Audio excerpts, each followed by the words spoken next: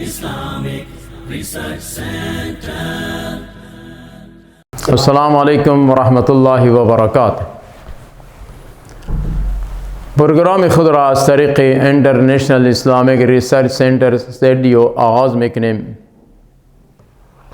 इन्नल हम्दुलिल्लाह नहमदुहु व नस्तईनुहु व नस्तग़फिरुहु व नऊज़ु बिल्लाहि मिन शुरूरि अनफुसिना व मिन सय्यिआति अमालिना मन यहदिहिल्लाहु फला मुज़िल्ल लहु व मन युज़लिल फला हादिय लहु व अशहदु अन ला इलाहा इल्लल्लाहु वहदहु ला शरीका लहु व अशहदु अन्न मुहम्मदन अब्दुहु व रसूलुहु अम्मा बाद फ़अऊज़ु बिल्लाहि अस्समीइल अलीम मिनश शैतानिर रजीम मिन हमज़िहि व नफ़ख़िहि व नफ़्सिहि रब्बि इश्रह ली सदरी व यस्सिर ली अमरी वहलुल उक़दतम मिन लिसानी यफ़क़हू क़ौली अल्लाहुम्मा रब्बि ज़िदनी इल्मा रब्बि ज़िदनी इल्मा रब्बि ज़िदनी इल्मा।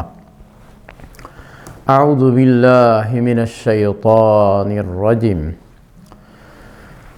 वद्द कसीरुम मिन अहलिल किताबि लौ यरुद्दूनकुम मिन बअदि ईमानिकुम कुफ़्फ़ारा हसदम मिन इंदि अनफुसिहिम मिन बअदि मा तबय्यन लहुमुल हक़्क़ फ़अफ़ू वस्फ़हू हत्ता यअतियल्लाहु बिअम्रिही इन्नल्लाहा अला कुल्लि शैइन क़दीर।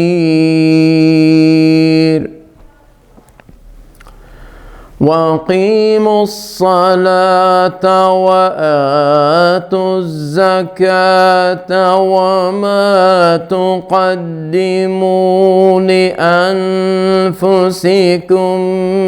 मिन खैर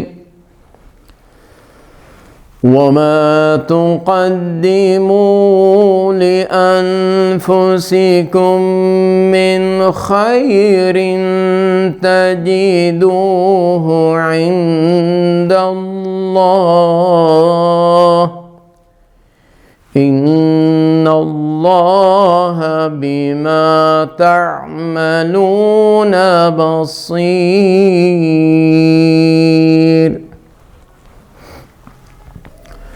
वक़ालू लन यदख़ुलल जन्नत इल्ला मन कान हुदन औ नसारा तिल्क अमानियुहुम क़ुल हातू बुरहानकुम इन कुन्तुम सादिक़ीन। क़ुल हातू बुरहानकुम इन कुन्तुम सादिक़ीन। बला मन अस्लम वजहहू लिल्लाहि व हुवा मुहसिनुन फलहु अज्रुहु इंद रब्बिही वला खौफुन अलैहिम वला हुम यहज़नून। सदक़ल्लाहुल अज़ीम। तर्जुमा। वद्द कसीरुम मिन अहलिल किताबी दोस्त में दौरान मर्दुम अहल किताब ख्वाहिशमंद व पसंद में दौरान इनके लौ यरुद्दूनकुम मिन बाद ईमानिकुम कुफ़्फ़ारा, لو یردونکم،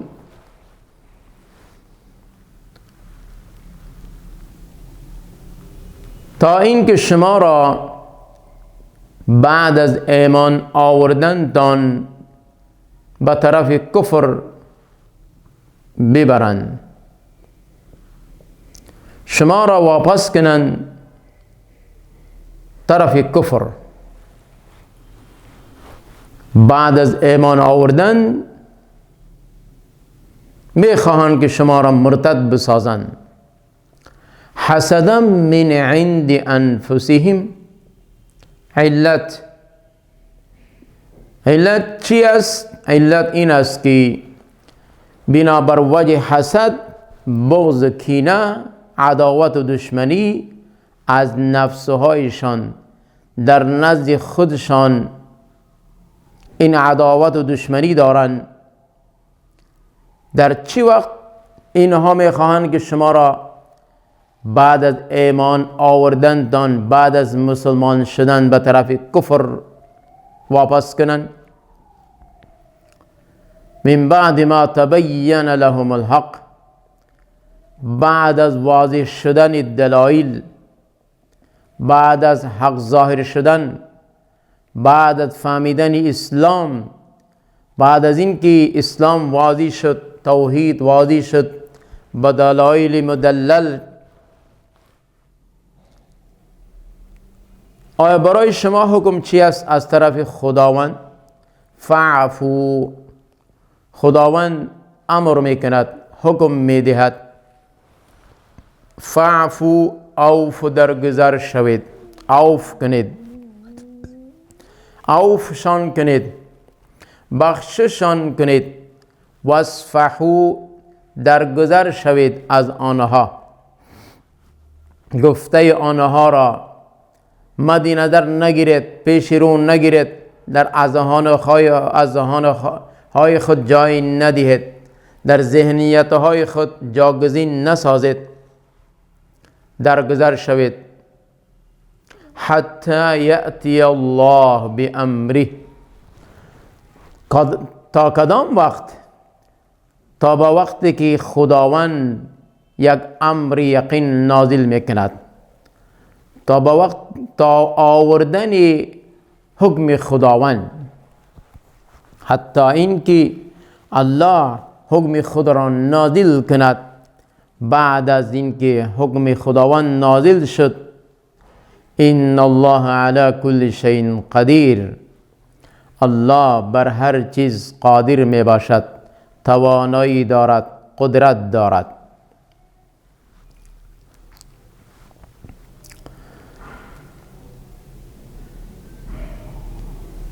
ابتدای اسلام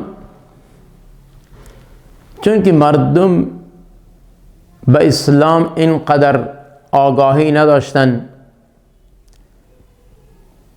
از حقیقت اسلام پیر نبرده بودند، رسول اکرم صلی الله علیه و آله و سلم زمانی که رسالت خود را اعلان کرد، در چند مدت در مکه مکرمه دعوت و تبلیغ، عبادات به طور مخفی بود. و زمانی که رسول اکرم صلی الله علیه و آله و سلم طرف مدینه منوره هجرت نمود به حکم خداوند، ابتداءً همچنین معاملات بود. از طرف کفار و مشرکین برای مسلمانها مختلف انواع ایذا و تکلیف، القابهای ناشایسته، کلماتی دلسوز، کلمات رنج آور، کلمات ناشایسته، تهمت، جادو و سحر در شان پیامبر گرامی صلی الله علیه و آله و سلم استعمال میکردند و در شان اصحاب کرام رضوان الله علیهم اجمعین همچنین کلمات ناشایسته استعمال میکردند که اینها مردم فقیر، غریب، بے سهارا، بے کس، بے بس می باشند. اینها اسلام آوردند. اینها به خاطر چند روز می باشد، نام نشانی از اینها را ما ختم میکنیم. و مردم یهود خواهش داشتن، خواهشمند بودن، پسند میکردن، دوست می داشتن که شما را، مسلمان ها را، بعد از این که مشرف به اسلام شدن، ایمان آوردن، دین اسلام را قبول کردن، اینها را دوباره به طرف کفر ببرند، از ایمانشان اینها را ناامید بسازند، به این معنا که اینها را مرتد بکنند، نعوذ بالله من ذلک. لیکن الله رب العالمین قبل از این که حکم جهاد را نازل کند برای مسلمانها، اخلاقا حکم داد که برای پیغمبر گرامی صلی الله علیه و سلم برای اصحابت بگو با این مردم یهود یا مشرکین مخالفین شما چشم پوشی کنید، عفو درگذری کنید، سختی را اختیار نکنید، انتقام نگیرید، مقاتله، گفتگو، خونریزی را صورت نگیرد، بین خودتان این امورات را به انتهای نرمی در میان مردم روش نیک نرمی را اختیار کنید. الله رب العالمین زمان ایک حکم نازل کرد که اب وقت نمی باشد که شما چشم پوشی کنید یا از طرف دشمنان زبانی یا غیر زبانی الفاظها حربه های استعمال شود، شما همچنین خاموشی را اختیار کنید. نخیر، الله رب العالمین حکم جاری کرد، قانون جاری کرد که جهاد کنید با مردم. زمانی که الله رب العالمین حکم خود را، قانون خود را وضع کرد، مسلمانها ابتداء اولین جنگ مقابله، اولین دلیری شجاعت که مردم یهود کفار و مشرکین را ضربه شدید وارد شد، تکالیف را روبرو شدن، سرداران قریش را از بین برده شدن، مردن، کشته شدن. در جنگ بدر اولین جنگ بود که الله رب العالمین این جماعتی کم را بالای جماعتی کثیر غالب گرداند، فتح برایشان میسر گردانید. کفار و مشرکین ناز نخره داشتند، غرور تکبر پیش رو داشتند که امروز ما محمد صلی الله علیه و سلم و رفقایش را، اصحابش را از بین میبریم، نیست و نابود میکنیم. لیکن الله رب العالمین ارشاد فرمود ان الله علی کل شیء قدیر، الله بر هر چیز قادر می باشد، توانایی دارد، قدرت دارد. شما با ثروت و سرمایه خود، با کثرت افراد خود ناز و خرامان دارید، تکبر و غرور دارید. ناز نکنید، فخر نکنید، غرور نکنید. اگر از طرف رسول من اصحابش کم می باشد، لیکن برای شما شکست و ذلت و رسوایی می باشد، و برای رسول و اصحاب من، اصحاب رسول، انشاءالله با کمک خداوند این فتح عظیم بود که برای کفار و مشرکین معلوم شد. اینها حقیقت را دانستند، اما بنابر وجه زید و عناد، عداوت و دشمنی، اینها دین اسلام را قبول نکردند. و اقیموا الصلاة و آتوا الزکاة، نماز را قایم بدارید، نماز را قایم بدارید و همچنین زکات بدهید.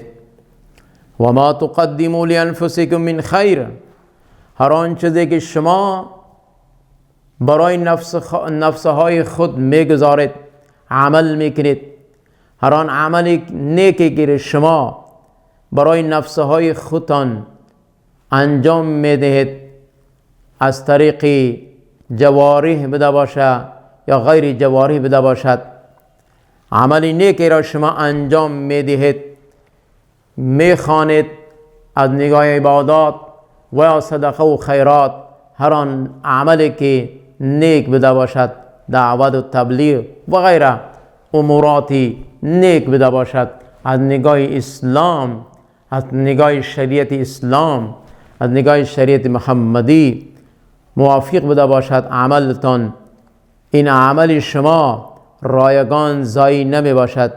تجدوه عند الله، عمل خود را، عمل بهتری که شما انجام دادید، این عمل را در نزد خداوند موجود میابید.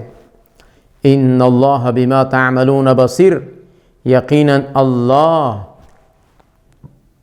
با اعمال شما، با افعال و کردار شما بصارت، بینایی دارد، میبیند.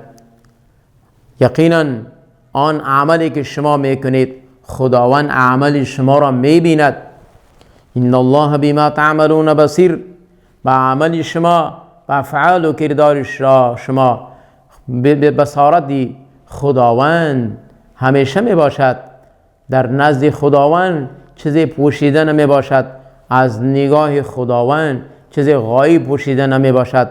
تمام افعال، اعمال شما را خداوند می بیند. وقالوا لن يدخل الجنة الا من كان هودا او نصارا، یک عقیده باطل، زعم باطلی مردم یهود و نصارا بود. اینها در عقیده باطلشان، در زعم باطلشان چی می گفتند با مردم عوام الناس در نزد مسلمان ها؟ وقالوا می گفتند لن يدخل الجنه، هرگیز جنت را داخل نمی شود، الا من، مگر شخصی که کان هودا او نصارا، باشد یهودی و نصرانی. این زعم باطل این مردم یهود و نصارا بود. اینها می گفتند که داخل جنت غیر از مردم یهود و نصارا کسی دیگر نمی تواند که داخل شود. اگر در جنت می رود و داخل می شود فقط یهودی بده باشد یا نصرانی بده باشد. نصارا، این دو جماعت یهود و نصارا فقط و فقط داخل جنت شده می توانند. علاوه از این هیچ جماعت و گروه داخل جنت شده نمی توانند، جنت نمی توانند که بروند. تلک امانیهم، این آرزوی نااهل و ناشایسته اینها بود. تلک امانیهم، این زعم باطل اینها بود، عقیده باطل اینها بود که اینها با عقیده باطل خود، با زعم و وهم گمان خود، اینها مشخص کردند که فقط در جنت یهودی می رود و مردم نصرانی. قل هاتوا برهانکم، خداوند برای پیغمبرش گفت قل، بگو، هاتوا برهانکم، دلیل دارید بیارید بر این قولی که شما ادعا مدعی می باشه، دعوت و یقین دارید که جنت، در جنت اگر داخل می شود شخصی که یهودی بده باشد و یا نصرانی. بر این قولتان، بر این عقیدتان، بر این سخنتان کدام دلیل اگر دارید بیارید. هاتوا برهانکم، اگر خداوند با شما کدام عهد و پیمانه یا کدام دلیل فرستاده است نزد شما در تورات اگر وجود دارد، شما می تواند که دلیل پیش کنید. این کنتم صادقین، اگر شما بر دعوای خود راستین می باشید، راستگو می باشید، صادق می باشید، صادق می بوده باشید. این کنتم صادقین، اگر شما بر همین دعوای خود صادق بوده باشید، راستگو بوده باشید، دلیل پیش کنید. خداوند ارشاد فرمود در جواب اینها، بلا، آره، بله، من اسلم وجهه لله و هو محسن، بله شخصی که خود را، ذات خود را، تمام اعمال افعال خود را سپرد خداوند میکند. هر جماعت و گروهی که تمام معاملات خود را سپرد خداوند میکند، به این معنا با گفته خدا و رسول خدا عمل میکند. و هو محسن، در حالی که آن شخص نیکوکار میباشد، آن جماعت نیکوکاران میباشند، پرهیزگاران میباشند، متقی میباشند، گفته خدا را شنیدن، قبول کردن، عمل کردن، اینها محسن میباشند. فله اجره عند ربه، برای همچنین شخص، برای همچنین افرادها و گروهها و جماعتها که هست، نزد خداوند اجر می باشد. فله، برای شخصی که خود را منقاد فرمان بردار گردانیده است، نزد خداوند ذات خود را به خالقش سپرد کرده است، وقف کرده است تمام امورات داخلی و خارجی دنیوی اخروی خود را، آن شخص بدون اجر نمی باشد، اجر آن در نزد خداوند می باشد. ولا خوف علیهم، بر بالای آنها کدام خوفی نمی باشد، کدام ترس نمی باشد. ولا هم یحزنون، و آنها هم غمگین نمی باشند. در دنیا و آخرت برای آنها کدام غمگینی، دشواری، مشقت، تکلیف، پریشانی نمی آید. در دنیا هم از خوف هراس مبرا پاک می باشند و در روز آخرت همچنین غمگینی و پریشانی برایشان نمی باشد.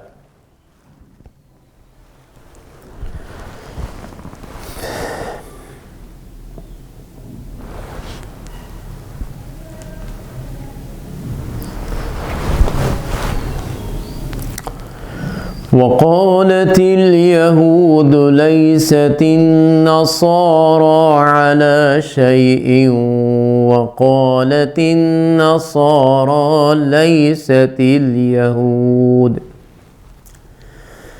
وقالت النصارى ليست اليهود على شيء وهم يتلون الكتاب كذلك قال الذين لا يعلمون مثل قولهم فالله يحكم بينهم يوم القيامة فيما كانوا فيه يختلفون.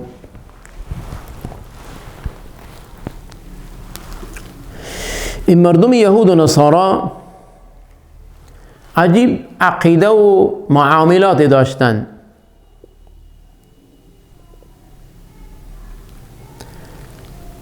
بعض وقت در میان خودشان اتفاق بودن، علیه مسلمان ها با اتحاد همبستگی را اظهار میکردند و در بعض وقت در میان خودشان دشمنی عداوت داشتند، ظاهر میکردند. چنانچه یک جماعت دیگر را ناشایسته و نااهل، ناچیز میشمارد. وقالت اليهود لیست النصارى على شيء، مردم یهودی گفتند نصارا بر هیچ چیزی نمی باشد. به این معنا کدام دینی ندارد، کدام مذهبی ندارد. این عقیده مردم یهود بود. لیکن جانب مقابل مردم نصارا وقالت النصارى لیست اليهود على شيء، همچنین مردم نصارا گفتند که مردم یهود بر هیچ چیز نمی باشند. به این معنا بالمقابل همچنین گفتن برای هیچ مذهب دین یا کدام امر و دستوری نمی باشند. این یک دیگر را لعن تن میکنن، به مذهب خودشان، به مذهب یک دیگریشان عقیده و مضبوطی ندارن. فهمیده می شود که در ظاهر و باطنشان دشمنی می باشد، اتفاق هم بستگی اتحاد نمی باشد. و هم یتلون الکتاب، حال این که اینها کتاب را هم می خوانند، کتاب را هم می دانند، تا اهل تورات می باشند، اهل علم می باشند، اهل کتاب گفته می شود. هر دو جماعت اینا کتاب آسمانی را خواندن، فهمیدن، دانستن. تورات عبارت از انجیل، تورات انجیل، لیکن با وجود فهمیدن و خواندن کتاب یک دیگر را لعن تن میکنن، تهمت میکنن، هیچ حیثیت نمیدارن. كذلك قال الذين لا يعلمون مثل قولهم، این چنین گفتن آن اشخاصهایی که آنها نمیدانستند. به این معنا آنها ناخوانده بودند، نمیفهمیدند، علم نداشتند. مثل قولهم، همچنین قسمی که اینها بر یک دیگر اعتراض کردند،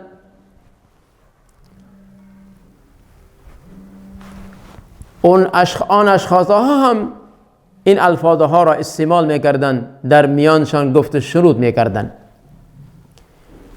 فی الحال این معاملات، این کشمکشها، این اختلافات، این لعنتان، این تهمتها، الزامها که در میان یک جماعتها در میان یک دیگر صورت میگیرد، راه فیصله، راهی که این دو جماعت در میان یک فیصله که آخری فیصله، حتمی فیصله بوده باشد، در دنیا صورت نمیگیرد و این اختلاف و کشمکشها در میانش وقوع میپذیرد، وقوع می‌دارد. این فیصله فالله یحکم بینهم یوم القیامه، خداوند در میان آنها در روز قیامت فیصله میکند. فیما کانوا فیه یختلفون، در آن مسائلی که اینها بودن اختلاف میکردن،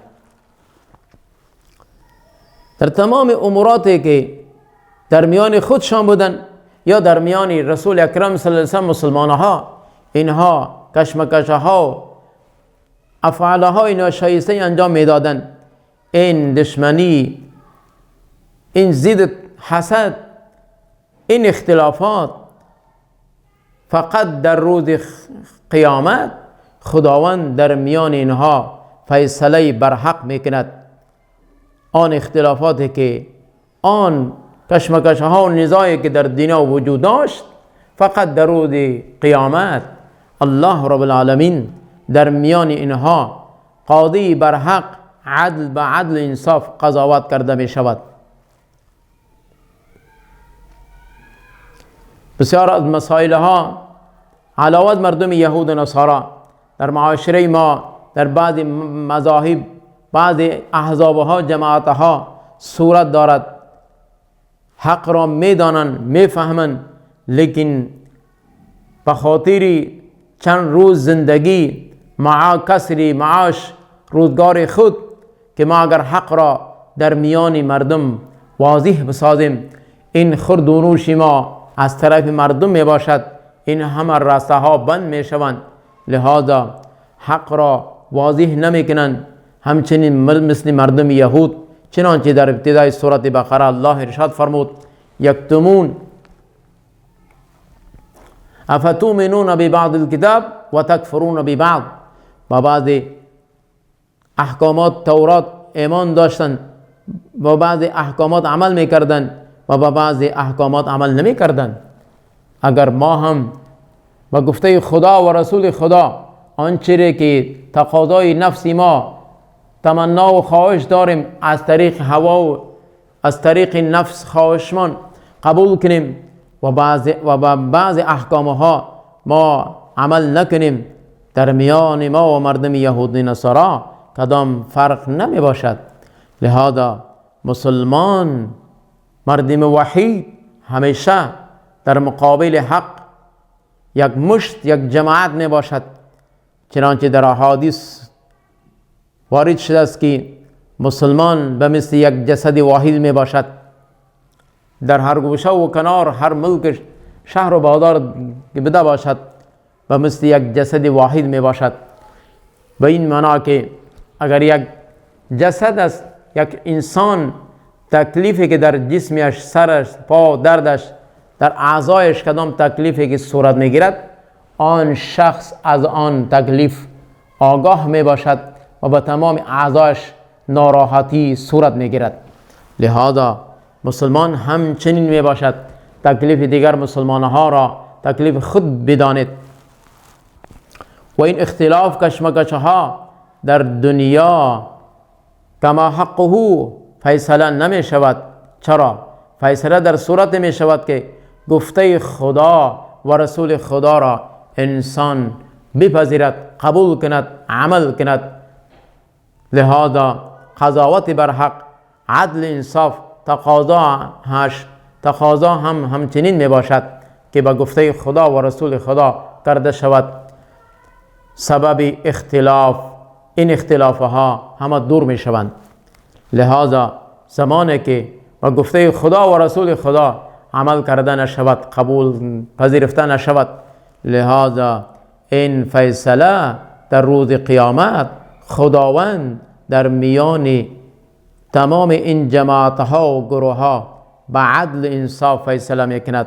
آن روز قاضی برحق، الله رب العالمین پادشاه برحق، ترازوی عدل انصاف را میگذارد، فیصله میکند. اقول قول هذا استغفر الله لي ولكم ولسائر المسلمين. سبحان ربك رب العزة عما يصفون وسلام على المرسلين والحمد لله رب العالمين.